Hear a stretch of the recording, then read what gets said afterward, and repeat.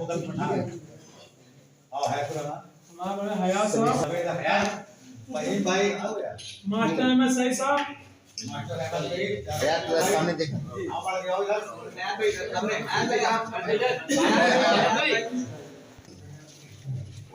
Master में सही साहब Punjab Kesari white of India लो जावेद चलो भाई जावेद ये सचिन जी हैं सुकेश भी हैं चलो भाई साइकिल लगाओ अब आप लोग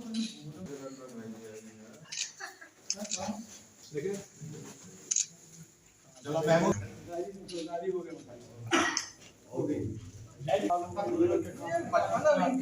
हमको बैठा दिया हम बैठिए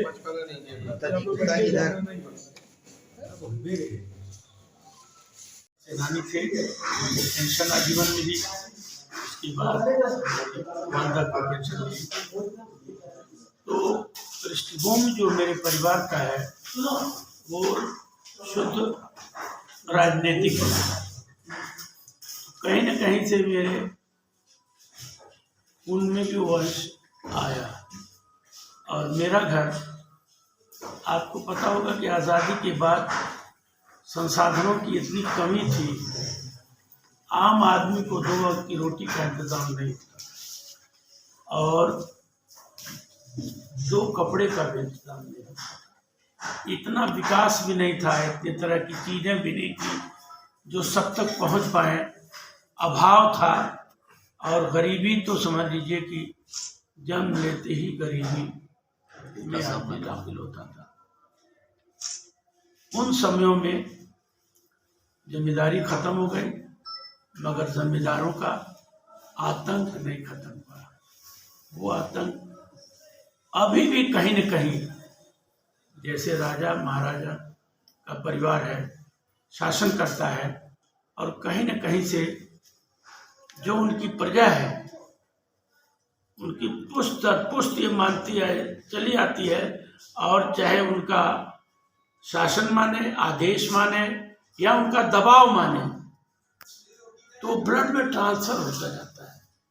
ठीक उसी तरीके से जमींदारी का भी यही हाल था। लोग दबाव में रहते थे और थानेदार तहसीलदार सबसे पहले गांव के जमींदार या मुखिया के घर पर आकर बैठते थे और उनसे राय लेने के बाद भी ठीक कोई कार्रवाई होती थी। आम आदमी की कोई सुनवाई नहीं थी, जुल्म अत्याचार बहुत ज्यादा था। इन बातों को लेकर के मेरे घर ने पूरी लड़ाई लड़ी और मेरे बड़े भाई स्वर्गीय तुफैल अहमद फना गोरखपुरी, जो डॉक्टर राम मनोहर लोहिया के दाहिने हाथ थे, जॉर्ज फर्नांडिस, दिल्ली में रवि राय, मधु दंडवते जैसे नेता उनकी श्रेणी में थे। और सबसे ऐतिहासिक और महत्वपूर्ण काम उन्होंने किया कि 12 मार्च 1964 को पंडित जवाहरलाल नेहरू की मृत्यु से पहले लॉर्ड इरविन का स्टैचू पार्लियामेंट हाउस के सामने लगा हुआ था और लोहिया जी का मानना था या सोशलिस्टों का मानना था हमारे क्रांतिकारियों को फांसी की सजा दी, उसका स्टैचू यहाँ दास्ता का प्रतीक नहीं होना चाहिए। और इस बात को लेकर के तैयारी हुई, 40-50 लोग तैयार हुए और उस स्टैचू को तोड़ा गया। वहां से खत्म हुआ। तब उस जगह पर संभवतः राजगोपालाचारी का स्टैचू लगाया गया। तो मेरा कहना है कि परिवर्तन हर आदमी चाहता है। इत्तेफाक से, आपके आशीर्वाद से मैं पढ़ने में थोड़ा अच्छा निकल गया। पहले वजीफा न जाति के आधार पर मिलता था, न संप्रदाय के आधार पर मिलता था, सिर्फ मिलता था इम्तिहान देने पर, क्वालिफाई करना पड़ता था। और मैं हर स्टेज पर 5वें दर्जे के बाद जितने इम्तिहान मैंने वजीफे के दिए, 5 रुपये 10 रुपये तब मिलता था, कभी 12 रुपये, मगर उस सब में क्वालिफाई किया।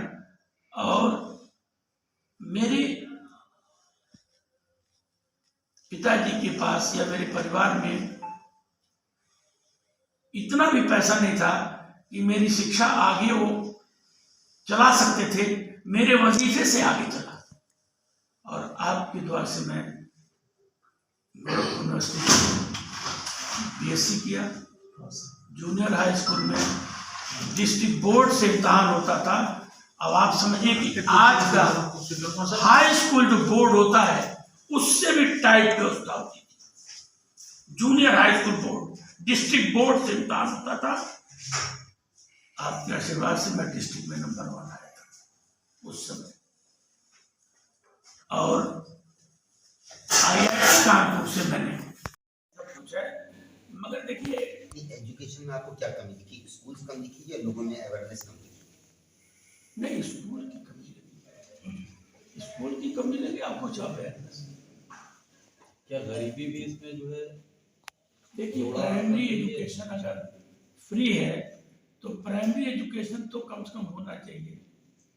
उसमें तो कहीं पैसे का मामला आता नहीं है, तो अवेयरनेस ही माना जाएगा। या लोगों की अपनी जो प्रॉब्लम है पारिवारिक, उनको सॉर्ट आउट करने के लिए वो अपने बच्चों को रोजी रोजगार में लगा देती है, समझिए। तो या तो सरकार के लिए, सरकार को चाहिए कि भाई उनकी कुछ समस्याएं कम करें और शिक्षा की तरफ उनको प्रेरित करें।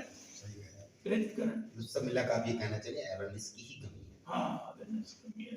नहीं, गरीबी भी है जिनका मान लीजिए जातिगत कुछ कारोबार है, कुछ सैनिक कारोबार है। गरीबी के आलम में पढ़ सकते हैं तो यहाँ के लोग क्यों नहीं पढ़ सकते? और शायद सिर्फ इसीलिए